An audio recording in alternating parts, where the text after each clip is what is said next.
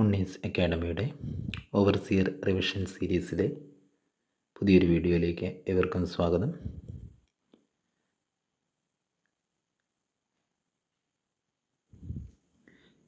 വരുന്ന 23-ാം തീയതി നടക്കുന്ന ഓവർസിയർ എക്സാമിൻ്റെ സിലബസിൽ ഉൾപ്പെടുത്തിയിരിക്കുന്ന മൊഡ്യൂൾ 4-ലെ ചോദ്യങ്ങളാണ് ഈ ഒരു വീഡിയോയിൽ ഉൾപ്പെടുത്തിയിരിക്കുന്നത്.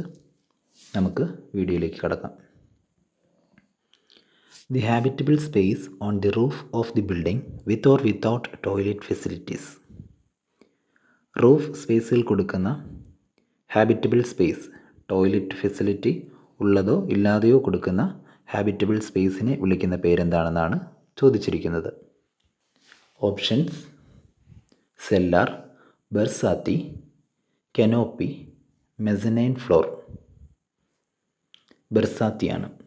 The habitable space on the roof of the building with or without toilet facilities, barsati. Basement or cellar എന്നത് the lower storey of the building below or partly below ground level. Ground ലെവലിന് താഴെ പൂർണ്ണമായിട്ടോ ഭാഗികമായിട്ടോ വരുന്ന സ്റ്റോറിയെയാണ് നമ്മൾ ബേസ്മെൻറ്റ് ഓർ സെല്ലാർ എന്ന് പറയുന്നത്. Ground ലെവലിന് താഴേക്ക് വരുന്നത് ആ ഒരു ഭാഗം, ആ ഒരു പോർഷനെയാണ് നമ്മൾ basement or cellar. Lower storey of the building below or partly below the ground level. ചില ഷോപ്പിംഗ് മോളുകളുടെയൊക്കെ പാർക്കിംഗ് സ്പേസ് ഈ രീതിയിലാണ് കൊടുത്തിരിക്കുന്നത്. Canopy, cantilever projection size limit 4.5 metre long and width 2.4 metre. 4.5 metre നീളവും 2.4 മീറ്റർ വരെ വീതിയും വരുന്ന കാൻറ്റിലിവർ പ്രൊജക്ഷൻസിനെയാണ് നമ്മൾ കനോപ്പി എന്ന് പറയുന്നത്. മെസനൈൻ ഫ്ലോർ എന്നാൽ പ്രധാന ഫ്ലോറിന് ഇടയിലായി, ഒരു നിലയിലെ പ്രധാന ഫ്ലോറിനിടയിലായി കൊടുക്കുന്ന ഇൻ്റർമീഡിയറ്റ് ഫ്ലോറിനെയാണ് നമ്മൾ മെസനൈൻ ഫ്ലോർ എന്ന് വിളിക്കുന്നത്. Carpet area of an office building is. ഒരു ഓഫീസ് ബിൽഡിങ്ങിൻ്റെ കാർപ്പറ്റ് ഏരിയ എത്ര ശതമാനം ആണെന്നാണ് ചോദിച്ചിരിക്കുന്നത്. Options: 50 to 65%, 60 to 70%, 50 to 75%, 60 to 80%. Carpet area of an office building is 60 to 70%. Carpet area, useful floor area excluding staircases, lift, walls, അതിനെയാണ് നമ്മൾ carpet area എന്ന് പറയുന്നത്. നമുക്ക് ടോട്ടൽ ഫ്ലോർ ഏരിയയിൽ നിന്നും യൂസ്ഫുൾ ആയിട്ടുള്ള ഫ്ലോർ ഏരിയ മാത്രം ഉൾപ്പെടുന്നതാണ് carpet area. Lift, staircase, walls തുടങ്ങിയവയുടെ ഏരിയ ഒഴിവാക്കിക്കൊണ്ട് ബാക്കി വരുന്ന ഫ്ലോർ ഏരിയയാണ് നമ്മൾ കാർപ്പറ്റ് ഏരിയ എന്ന് പറയുന്നത്. അതുകൊണ്ട് തന്നെ carpet area is equal to total floor area minus circulation area. Total floor ഏരിയയിൽ നിന്നും സർക്കുലേഷൻ ഏരിയ കുറയ്ക്കുമ്പോൾ നമുക്ക് കാർപ്പറ്റ് ഏരിയ കിട്ടുന്നു. ഓഫീസ് ബിൽഡിങ്ങിന് ഇത് 60 മുതൽ 70% വരെ, പ്ലിന്ത് ഏരിയയുടെ 60 മുതൽ 70% വരെ ആയിരിക്കും കാർപ്പറ്റ് ഏരിയ വരുന്നത്. റെസിഡൻഷ്യൽ ബിൽഡിങ്ങിന് പ്ലിന്ത് ഏരിയയുടെ 50 മുതൽ 65% വരെ ആയിരിക്കും കാർപ്പറ്റ് ഏരിയ വരുന്നത്.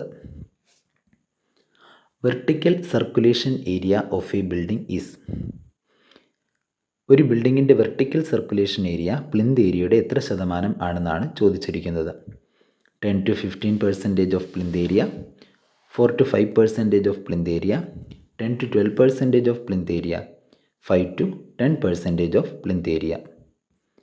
Vertical circulation area of a building is 4 to 5% of plinth area. Vertical circulation, ഒരു ബിൽഡിങ്ങിൻ്റെ vertical circulation 4 to 5% of plinth area ആയിരിക്കും. സർക്കുലേഷൻ ഏരിയ, കാർപ്പറ്റ് ഏരിയയിൽ നമ്മൾ ടോട്ടൽ ഫ്ലോർ ഏരിയയിൽ നിന്നും സർക്കുലേഷൻ ഏരിയ കുറയ്ക്കുന്നു എന്നാണ് പറഞ്ഞത്. അതിൽ തന്നെ നമ്മൾ പറഞ്ഞു സ്റ്റെയർ കേസ്, ബാൽക്കണീസ് ഇതൊന്നും തന്നെ കാർപ്പറ്റ് ഏരിയയിൽ ഉൾപ്പെടുന്നില്ല. അതെല്ലാം സർക്കുലേഷൻ ഏരിയയിൽ വരുന്ന ഭാഗങ്ങളാണ്. Floor area of verandah, passage, corridor, balconies, staircase ഇതെല്ലാം തന്നെ സർക്കുലേഷൻ ഏരിയയിലാണ് വരുന്നത്. സർക്കുലേഷൻ ഏരിയയെ പ്രധാനമായും രണ്ടായി തിരിക്കാം. ഹൊറിസോണ്ടൽ സർക്കുലേഷൻ ഏരിയ എന്നും വെർട്ടിക്കൽ സർക്കുലേഷൻ ഏരിയ എന്നും. ഹൊറിസോണ്ടൽ സർക്കുലേഷൻ ഏരിയയും വെർട്ടിക്കൽ സർക്കുലേഷൻ ഏരിയയും. സർക്കുലേഷൻ ഏരിയ നമ്മൾ ഉപയോഗിക്കുന്നത് മൂവ്മെൻറ്റ് ഓഫ് പേഴ്സൺസ്, അതിൽ ഉള്ള ആൾക്കാർക്ക് ചലിക്കാൻ വേണ്ടിയാണ് നമ്മൾ സർക്കുലേഷൻ ഏരിയ, മൂവ് ചെയ്യാൻ വേണ്ടിയിട്ടാണ് നമ്മൾ സർക്കുലേഷൻ ഏരിയ ഉപയോഗിക്കുന്നത്. ഒരു ഹൊറിസോണ്ടൽ സർഫസിലാണ് നമ്മൾ മൂവ് ചെയ്യുന്നതെങ്കിൽ അത് ഹൊറിസോണ്ടൽ സർക്കുലേഷൻ ഏരിയ ആയിരിക്കും. വരാന്ത, പാസേജ് എല്ലാം അത്തരത്തിൽ ഹൊറിസോണ്ടൽ സർക്കുലേഷൻ ഏരിയയിൽ വരുന്നതാണ്. സ്റ്റെയർ വെർട്ടിക്കൽ സർക്കുലേഷൻ ഏരിയയിൽ വരുന്നതാണ്. വെർട്ടിക്കലിയാണ് അവിടെ മൂവ്മെൻറ്റ് ഉണ്ടാകുന്നത്. ഹൊറിസോണ്ടൽ സർക്കുലേഷൻ ഏരിയ പ്ലിന്ത് ഏരിയയുടെ 10 to 15% vertical circulation area plinth ഏരിയയുടെ 4 to 5% ആയിരിക്കണം. Horizontal circulation area 10 to 15% of plinth area, vertical circulation area 4 to 5% of plinth area. Next question. For an industrial area, the covered area shall not exceed %% of the site area. ഒരു industrial ഏരിയയിൽ covered area shall not exceed %% of the site area. Covered area site ഏരിയയുടെ എത്ര ശതമാനം കൂടുവാൻ പാടില്ല? Options 50%, 55%, 60%, 65%. Option C 60%. Covered area 60%-ൽ കൂടുവാൻ പാടില്ല. ടോട്ടൽ പ്ലോട്ട് ഏരിയ, അതായത് സൈറ്റ് ഏരിയയിൽ ബിൽഡിംഗ് ഒക്കുപ്പൈ ചെയ്യുന്ന അത്രയും സ്പേസിനെയാണ് നമ്മൾ കവേർഡ് ഏരിയ എന്ന് പറയുന്നത്. ഒരു ഇൻഡസ്ട്രിയൽ ഏരിയയിൽ കവേർഡ് ഏരിയ 60%-ൽ കൂടുവാൻ പാടില്ല. ടോട്ടൽ സൈറ്റ് ഏരിയയുടെ 60%-ൽ കൂടാൻ പാടില്ല എന്നാണ് പറയുന്നത്. Height of habitable room measured from the surface of the floor to lowest point of the ceiling shall not be less than. ഈ ചോദ്യം തന്നെ ഹൈറ്റ് ഓഫ് റൂം എത്രയായിരിക്കണം എന്ന രീതിയിലും ചോദിച്ചിട്ടുണ്ട്. Height of habitable room measured from the surface of floor to the lowest point of the ceiling shall not be less than. അതായത് ഒരു റൂമിൻ്റെ height minimum എത്രയായിരിക്കണം മിനിമം റൂം ഹൈറ്റ് വരേണ്ടത് എന്നാണ് ഈ ചോദ്യത്തിൽ ചോദിച്ചിരിക്കുന്നത്. 2.1, 2.5, 2.75, 3 മീറ്റർ. 2.75 മീറ്റർ ആണ്. The mean horizontal distance between the front and rear plot boundaries. ഒരു പ്ലോട്ട് ബൗണ്ടറിയുടെ ഫ്രണ്ട് എൻഡും റിയർ എൻഡും തമ്മിലുള്ള ആവറേജ് ഡിസ്റ്റൻസ്, മീൻ ഡിസ്റ്റൻസിനെ വിളിക്കുന്ന പേര് എന്താണെന്നാണ് ചോദിച്ചിരിക്കുന്നത്. Option A depth of plot, option B width of plot, C side set back, option D none of this. Depth of പ്ലോട്ടാണ് ആൻസർ. ഫ്രണ്ട് എൻഡും റിയർ എൻഡും തമ്മിലുള്ള, അല്ലെങ്കിൽ ഫ്രണ്ട് ബൗണ്ടറിയും റിയർ ബൗണ്ടറിയും തമ്മിലുള്ള ഹൊറിസോണ്ടൽ ഡിസ്റ്റൻസിനെ നമ്മൾ ഡെപ്ത് ഓഫ് പ്ലോട്ട് എന്നാണ് വിളിക്കുന്നത്. Minimum area of window in water closet. Water ക്ലോസറ്റിലെ വിൻഡോ ഏരിയ മിനിമം എത്രയായിരിക്കണം എന്നാണ് ചോദിച്ചിരിക്കുന്നത്. Half of floor area of water closet, 1/6 of floor area of water closet, floor area of water closet, 1/4 floor area of water closet. Minimum area of window in water closet 1/6 of floor area of water closet ആയിരിക്കണം. Next question. What should be the distance between building and electric supply mains. ബിൽഡിങ്ങും electric supply മെയിൻസും തമ്മിലുള്ള distance എത്രയാണെന്നാണ് ചോദിച്ചിരിക്കുന്നത്. ഇവിടെ horizontal എന്നോ vertical എന്നോ പ്രത്യേകം പറഞ്ഞിട്ടില്ലാത്തതിനാൽ distance സാധാരണയായി നമ്മൾ ഹൊറിസോണ്ടലി ആണ് കണക്കാക്കുന്നത്. അതുകൊണ്ട് ഹൊറിസോണ്ടൽ ഡിസ്റ്റൻസ് നമുക്ക് എടുക്കാം. What should be the distance between building and electric supply mains. Electric supply ലൈനിൽ നിന്ന് ബിൽഡിങ്ങിൻ്റെ ഡിസ്റ്റൻസ് എത്രയായിരിക്കണം എന്നാണ് ചോദിച്ചിരിക്കുന്നത്. 1.2 to 2 മീറ്റർ ആണ് പറയുന്നത്. 1.2 to 2 metre. What is the name of the plan which gives location with respect to neighbourhood boundary in 1 in 10,000. 1 in 10,000 സ്കെയിലിൽ നമുക്ക് location കാണിച്ചു തരുന്ന, അതുപോലെ നെയ്ബർഹുഡ് ബൗണ്ടറി കാണിച്ചു തരുന്ന ആ ഒരു പ്ലാനിനെ വിളിക്കുന്ന പേര് എന്താണെന്നാണ് ചോദിച്ചിരിക്കുന്നത്. Site plan, key plan, layout plan, approved plan. 1 in 10,000 സ്കെയിലിൽ വരയ്ക്കുന്ന location with respect to neighbourhood boundary കാണിക്കുന്ന ആ ഒരു പ്ലാനിനെ വിളിക്കുന്ന പേര് കീ പ്ലാൻ എന്നാണ്. What is the another name of sub divisional plan. Sub divisional പ്ലാനിൻ്റെ മറ്റൊരു പേര് എന്താണെന്നാണ് ചോദിച്ചിരിക്കുന്നത്. What is the another name of sub divisional plan? Key plan, layout plan, sanctioned plan, approved plan. Option B, layout plan. Layout പ്ലാനിനെയാണ് നമ്മൾ sub divisional plan എന്ന് പറയുന്നത്. Layout പ്ലാനിനെയാണ് നമ്മൾ sub divisional plan എന്ന് പറയുന്നത്. Which of the following IS code is used for fire safety? Fire സേഫ്റ്റിക്കായി ഉപയോഗിക്കുന്ന IS code ഏതാണ് എന്നാണ് ചോദിച്ചിരിക്കുന്നത്. ഫയർ സേഫ്റ്റിക്ക് ഉപയോഗിക്കുന്ന IS കോഡ് IS 1641-1960. IS 1641-1960 ആണ് ഫയർ സേഫ്റ്റിക്കായി നമ്മൾ ഉപയോഗിക്കുന്ന code. Which of the following is used as escape elements in building four fire safety? ചുവടെ തന്നിരിക്കുന്നതിൽ ഫയർ സേഫ്റ്റിയുടെ സമയത്ത് നമ്മൾ എസ്കേപ്പ് ചെയ്യാനായിട്ട്, രക്ഷപ്പെടാൻ ഉപയോഗിക്കുന്ന ഭാഗം ഏതാണെന്നാണ് ചോദിച്ചിരിക്കുന്നത്. Lobbies, strong room, floors, outer walls. Lobbies. Fire സേഫ്റ്റിയുടെ ഭാഗമായി എസ്കേപ്പ് ചെയ്യാൻ നമ്മൾ ഉപയോഗിക്കുന്നത് ലോബീസ് ആണ്. Which type of building comes under group H? Group H എന്ന വിഭാഗത്തിൽ വരുന്ന ബിൽഡിംഗ് ഏതാണ് എന്നാണ് ചോദിച്ചിരിക്കുന്നത്. Hazardous, industrial, storage, business. Group Hൽ വരുന്നത് സ്റ്റോറേജ് ബിൽഡിംഗ് ആണ്. ഗ്രൂപ്പ് Hൽ വരുന്നത് സ്റ്റോറേജ് ബിൽഡിംഗ് ആണ്. ഓവർസിയർ പരീക്ഷകൾക്ക് നമുക്ക് ബേസ്ഡ് ഓൺ ഓക്യുപ്പൻസി ബിൽഡിങ്ങിൻ്റെ ഗ്രൂപ്പുകൾ വളരെ ഇമ്പോർട്ടൻ്റ് ആണ്. ഈ ഒരു ഭാഗത്ത് നിന്ന് 2 ചോദ്യങ്ങൾ വരെ ചോദിച്ച പരീക്ഷകളുണ്ട്. Group A residential building, group B educational building, group C institutional building, group D assembly building, group E business building, group F mercantile building, group G industrial building, group H storage building, group I hazardous building. വളരെ important ആണ്. Classification of buildings based on occupancy. ഇവിടെ ചോദിച്ചിരിക്കുന്നത് group H ആണ്, അത് storage building ആണ്. Next question, what is the basic detail needed for a design engineer while designing assembly building? ഒരു assembly building design ചെയ്യുമ്പോൾ ഒരു എഞ്ചിനീയർ അടിസ്ഥാനമായി അറിഞ്ഞിരിക്കേണ്ട ബേസിക് ഡീറ്റെയിൽ എന്താണ് എന്നാണ് ചോദിച്ചിരിക്കുന്നത്. Option area of plot, number of fixed seats, location of plot, total floor area.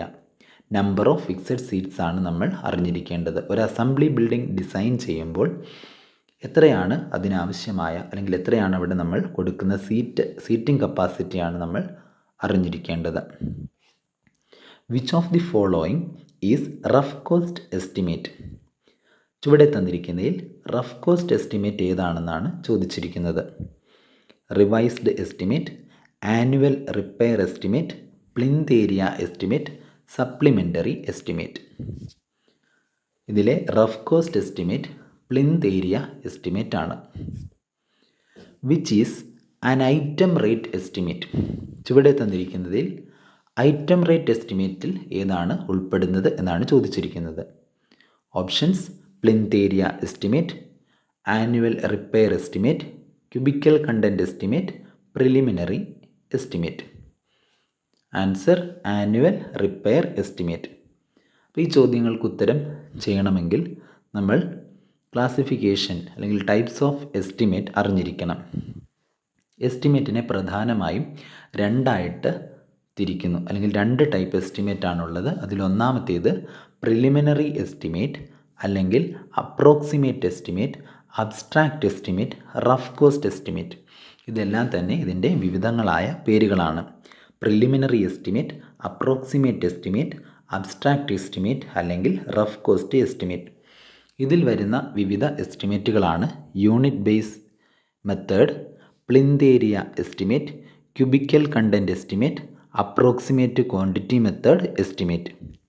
Unit base estimate, plinth area estimate, cubical content estimate, approximate quantity method estimate. രണ്ടാമത്തെ വിഭാഗമാണ് detailed അല്ലെങ്കിൽ item rate estimate.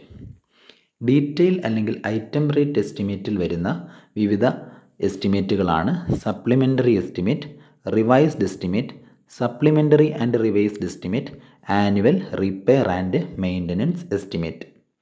അപ്പോൾ ഇത് ഓരോന്നും ഏതൊക്കെ classification അണ്ടറിലാണ് വരുന്നത് എന്നുള്ളതറിഞ്ഞാൽ നമുക്ക് അത്തരത്തിലുള്ള ചോദ്യങ്ങൾക്ക് ഉത്തരം എഴുതാൻ കഴിയും.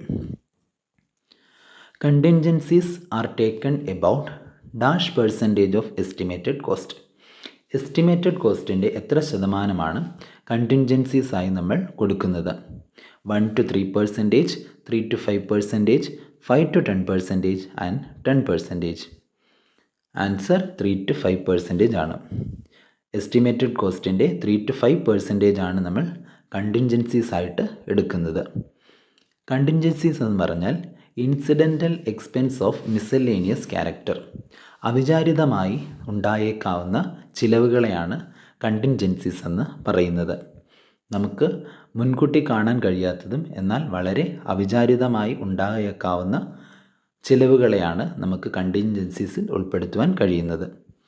അത് 3 to 5% ഓഫ് എസ്റ്റിമേറ്റഡ് കോസ്റ്റ് ആയിരിക്കും. ഒരു ഡീറ്റെയിൽഡ് എസ്റ്റിമേറ്റിൽ 3 to 5% ഓഫ് എസ്റ്റിമേറ്റഡ് കോസ്റ്റാണ് നമ്മൾ അതിനായി മാറ്റിവെക്കുന്നത്. എന്നാൽ പ്രിലിമിനറി എസ്റ്റിമേറ്റിൽ അല്ലെങ്കിൽ റഫ് കോസ്റ്റ് എസ്റ്റിമേറ്റിൽ 5 to 10% നമ്മൾ കണ്ടിൻജൻസീസായി മാറ്റിവെക്കുന്നുണ്ട്. പ്രത്യേകമായി ഒന്നും പറഞ്ഞിട്ടില്ല എങ്കിൽ 3 to 5% നമുക്ക് സെലക്ട് ചെയ്യാം.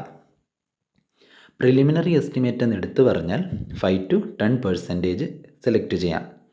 ഇനി ഒരു ഓപ്ഷനിൽ 5 to 10 ആണ് ഉള്ളത്, 3 to 5 ഇല്ല എങ്കിൽ നമുക്ക് 5 to 10 സെലക്ട് ചെയ്യാവുന്നതാണ്. അപ്പോൾ ഡീറ്റെയിൽഡ് എസ്റ്റിമേറ്റിനും പ്രിലിമിനറി എസ്റ്റിമേറ്റിനും രണ്ട് രീതിയിലാണ് percentage കണക്കാക്കിയിരിക്കുന്നത്. While submitting a tender, contractor has to deposit some amount with the department as a guarantee of tender called. Options: security deposit, guarantee deposit, provisional sum, earnest money deposit. ഒരു contractor tender submit ചെയ്യുന്ന സമയത്ത് ഡിപ്പാർട്ട്മെൻറ്റിലേക്ക് കെട്ടേണ്ട തുകയെ, guarantee ആയി കെട്ടേണ്ട തുകയെ പറയുന്ന പേര് എന്താണെന്നാണ് ചോദിച്ചിരിക്കുന്നത്. Earnest money deposit. Tender submit ചെയ്യുന്ന സമയത്ത് അടയ്ക്കേണ്ട തുകയാണ് earnest money deposit. Earnest money deposit 2%, contract വാല്യൂവിൻ്റെ 2% നമ്മൾ കണക്കാക്കുന്നത്. Earnest money deposit 2%. Security deposit നമ്മൾ അടയ്ക്കേണ്ടത് ടെൻഡർ അക്സെപ്റ്റ് ചെയ്തതിന് ശേഷമാണ്. ടെൻഡർ സബ്മിറ്റ് ചെയ്യുമ്പോൾ 2%, ടെൻഡർ അക്സെപ്റ്റ് ചെയ്ത് കഴിയുമ്പോൾ അവർ ടെൻഡർ സ്വീകരിച്ച് നമുക്ക് സാങ്ഷൻ ആകുമ്പോൾ നമ്മൾ 10% സെക്യൂരിറ്റി ഡെപ്പോസിറ്റ് അടയ്ക്കേണ്ടതായി വരും. അത് ആദ്യം അടച്ച ഈ ഏണസ്റ്റ് മണി ഡെപ്പോസിറ്റ് 2% കഴിഞ്ഞ് ബാക്കി 8% കൂടെ അടച്ച് മുഴുവൻ 10% ആവുന്നത്. Contractors profit 10% of estimated cost ആണ്. കോൺട്രാക്ടേഴ്സ് പ്രോഫിറ്റായി നമ്മൾ മാറ്റിവെക്കുന്നത് 10% ആണ്. Work charged establishments. Work charged establishments എന്ന് പറഞ്ഞാൽ സൂപ്പർവൈസേഴ്സിനും വാച്ച്മാൻസിനും ടെമ്പററി സ്റ്റാഫിനും ഒക്കെ തന്നെ സാലറി ആയി കൊടുക്കേണ്ടി വരുന്ന തുകയാണ് വർക്ക് ചാർജ്ഡ് എസ്റ്റാബ്ലിഷ്മെൻറ്റ്സ് എന്ന് പറയുന്നത്. അതിനായി 1.5 to 2% നമ്മൾ മാറ്റിവെക്കുന്നു. പ്രൊവിഷണൽ സം എന്ന് പറഞ്ഞാൽ സ്പെഷ്യലൈസ്ഡ് വർക്ക്സിന് വേണ്ടി വരുന്ന തുകയാണ് പ്രൊവിഷണൽ സം. ഏതെങ്കിലും പ്രത്യേകമായ സ്പെഷ്യലൈസ്ഡ് വർക്ക്സ് നമുക്ക് ചെയ്യേണ്ടതായി വന്നാൽ അത്തരം വർക്കുകൾക്ക് വേണ്ടി മാറ്റിവെക്കുന്ന തുകയാണ് provisional sum. The estimated cost for the purchase of tools and plans is about. Tools and plans purchase ചെയ്യുന്നതിനായി നമ്മൾ എത്രത്തോളം പെർസെൻറ്റേജ് എസ്റ്റിമേറ്റഡ് കോസ്റ്റിൽ മാറ്റിവെക്കുന്നു? Options: 1 to 2%, 1 to 1.5%, 3 to 5%, 2 to 3%. Option B 1 to 5% ആണ് ആൻസർ വരുന്നത്. സെൻറ്റേജ് ചാർജസ്. ഒരു എൻജിനീയറിംഗ് ഡിപ്പാർട്ട്മെൻറ്റ് മറ്റൊരു ഡിപ്പാർട്ട്മെൻറ്റിൻ്റെ work എടുത്ത് ചെയ്യുകയാണെങ്കിൽ ഒരു നിശ്ചിത ശതമാനം തുക അതിലേക്ക് ചെലവിലായി കണക്കാക്കുന്നതാണ്. അത്തരത്തിൽ വരുന്ന ചാർജസിനെയാണ് സെൻറ്റേജ് ചാർജസ് എന്ന് പറയുന്നത്. അത് എസ്റ്റിമേറ്റഡ് കോസ്റ്റിൻ്റെ 10 മുതൽ 15% വരെ ആയിരിക്കും. Centage charges 10 to 15% of estimated cost ആയിരിക്കും. Electrification, sanitary and water supply ഇതിന് മൂന്നും കൂടി ചേർത്ത് 20% 20% ഓഫ് എസ്റ്റിമേറ്റഡ് കോസ്റ്റ് ആയിരിക്കും. എന്നാൽ electrification without fan 8%, water supply and sanitary 8%, fans and fittings 4%മാണ് സെപ്പറേറ്റായി വരുന്നത്. ഇത് ടോട്ടൽ ചേർന്നാണ് 20% ആവുന്നത്. Next question, if L is the center to center distance of long wall and B is the width of item, then length of long wall will be. Long വാളിൻ്റെ centre to centre distance എല്ലും ആ ഐറ്റത്തിൻ്റെ width ബിയുമാണെങ്കിൽ ആ long വാളിൻ്റെ length എത്രയാണെന്നാണ് ചോദിച്ചിരിക്കുന്നത്. Long വാൾ short വാൾ മെത്തേഡിൽ length of long വാൾ എത്രയായിരിക്കും എന്നാണ് നമ്മൾ ചോദിച്ചിരിക്കുന്നത്. Options L plus B/2, L plus B, L plus 2B. Answer L plus B ആണ് വരുന്നത്. ലെങ്ത് ഓഫ് ലോങ് വാൾ എന്നത് centre to centre distance of long wall plus width by 2 on both sides എടുക്കണം. അപ്പോൾ into 2 കൊണ്ട് നമ്മൾ multiply ചെയ്യേണ്ടതായി വരും. ഇവിടെ ലോങ് വാളിൻ്റെ centre to centre distance L എന്നും പ്ലസ് വിഡ്ത്ത് B എന്നും തന്നിരിക്കുന്നു. B/2 ഇൻറ്റു ബോത്ത് സൈഡ്സ് എടുക്കുമ്പോൾ 2 ക്യാൻസൽ ചെയ്ത് പോവുകയും L plus B കിട്ടുകയും ചെയ്യും. അതാണ് ഇവിടെ ആൻസർ L plus B വരാനുള്ള കാരണം. ഇക്വേഷനിൽ വിഡ്ത്ത് ബൈ 2 ഇൻറ്റു 2 എന്നാണ് വരുന്നത്. ലെങ്ത് ഓഫ് ഷോർട്ട് വാൾ ആണെങ്കിൽ centre to centre distance of short wall minus width by 2 into 2 ആണ് വരുന്നത്. The measuring unit and standard unit of RCC are. RCCയുടെ measuring യൂണിറ്റും സ്റ്റാൻഡേർഡ് യൂണിറ്റും ഏതൊക്കെയാണെന്നാണ് ചോദിച്ചിരിക്കുന്നത്.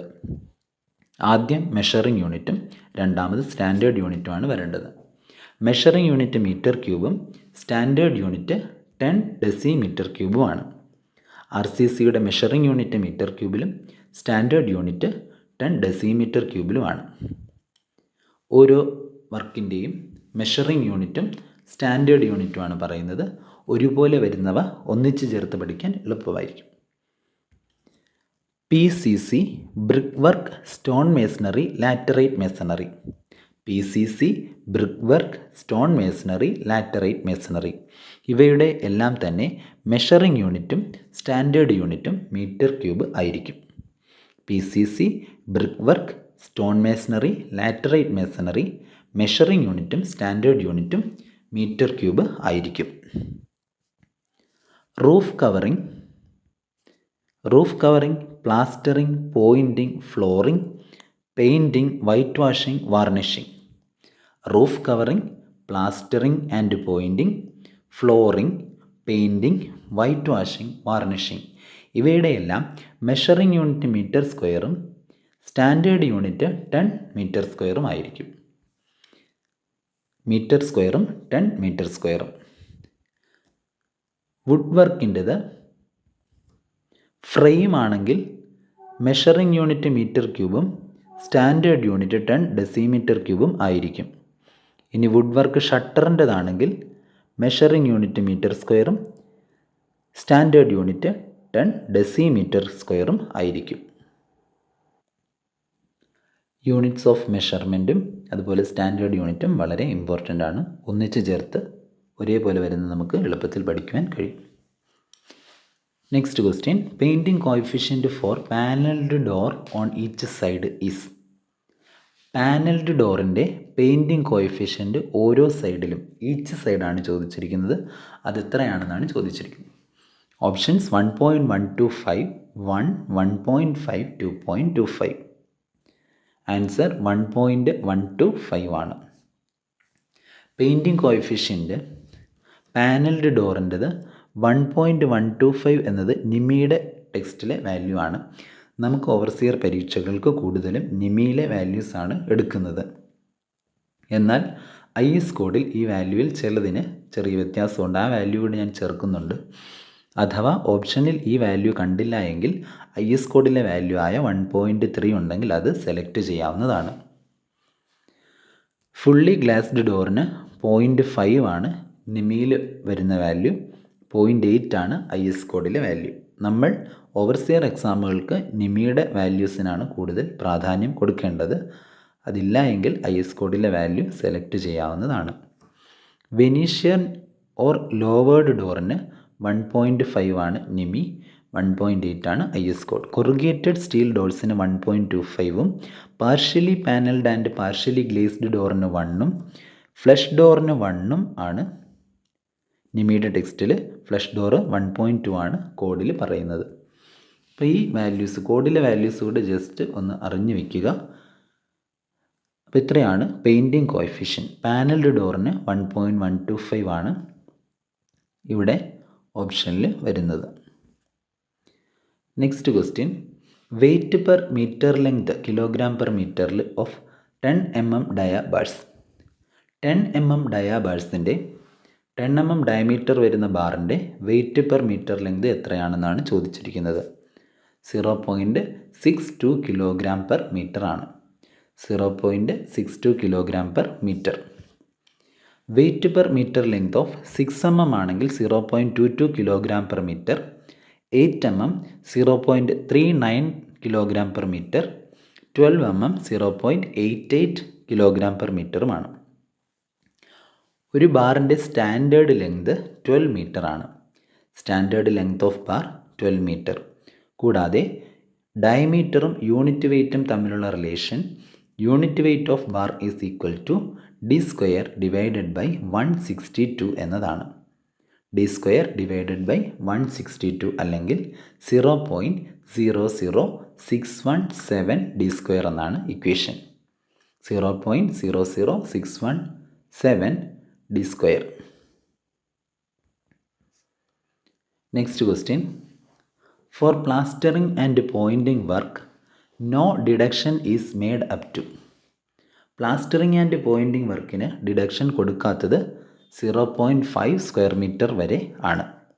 0.5 സ്ക്വയർ മീറ്റർ വരെ നമ്മൾ ഡിഡക്ഷൻ കൊടുക്കില്ല. The value of a property become less by becoming out of date in style. Style outdated ആവുന്നത് കൊണ്ട് അല്ലെങ്കിൽ ഡിസൈൻ ഔട്ട്ഡേറ്റഡ് ആവുന്നത് കൊണ്ട് ഒരു പ്രോപ്പർട്ടിയുടെ വാല്യൂ കുറയുന്നതിനെ വിളിക്കുന്ന പേരാണ് ഒബ്സോളസെൻസ്. ഡിസൈൻ അല്ലെങ്കിൽ സ്റ്റൈൽ ഔട്ട്ഡേറ്റഡ് ആകുമ്പോൾ ഉണ്ടാകുന്നതാണ് obsolescence. It is the capital sum required to be invested in order to receive an annuity of ₹1. Annuity ആയി ₹1 ലഭിക്കണമെങ്കിൽ നമ്മൾ ഡെപ്പോസിറ്റ് ചെയ്യേണ്ട ക്യാപിറ്റൽ സമ്മിനെ വിളിക്കുന്ന പേരെന്താണെന്നാണ് ചോദിച്ചിരിക്കുന്നത്.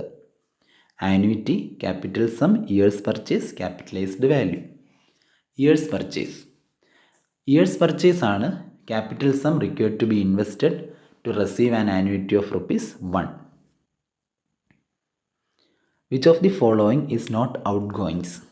ഇവിടെ ഔട്ട് ഗോയിങ്സ് അല്ലാത്തത് ഏതാണെന്നാണ് ചോദിച്ചിരിക്കുന്നത്. Taxes, sinking fund, loss of rent, scrap value. Scrap value എന്നത് ഔട്ട് ഗോയിങ്സിൽ ഉൾപ്പെടുന്നതല്ല. സ്ക്രാപ്പ് വാല്യൂ എന്നാൽ വാല്യൂ ഓഫ് ഡിസ്മാൻഡിൽഡ് മെറ്റീരിയൽസ് ആണ്. അത് ടോട്ടൽ കോസ്റ്റിൻ്റെ 10% ആണ്. ഒരു പ്രോപ്പർട്ടി അതിൻ്റെ ലൈഫ് കഴിഞ്ഞതിന് ശേഷം അതിലെ ഡിസ്മാൻഡിൽ ചെയ്ത ശേഷം കിട്ടുന്ന മെറ്റീരിയൽസിൻ്റെ വാല്യൂ ആണ് സ്ക്രാപ്പ് വാല്യൂ. അത് 10% ആണ്. എന്നാൽ ഒരു പ്രോപ്പർട്ടിയുടെ യൂട്ടിലിറ്റി പീരീഡ് അവസാനിച്ച ശേഷമുള്ള വാല്യൂ ആണ് സാൽവേജ് വാല്യൂ.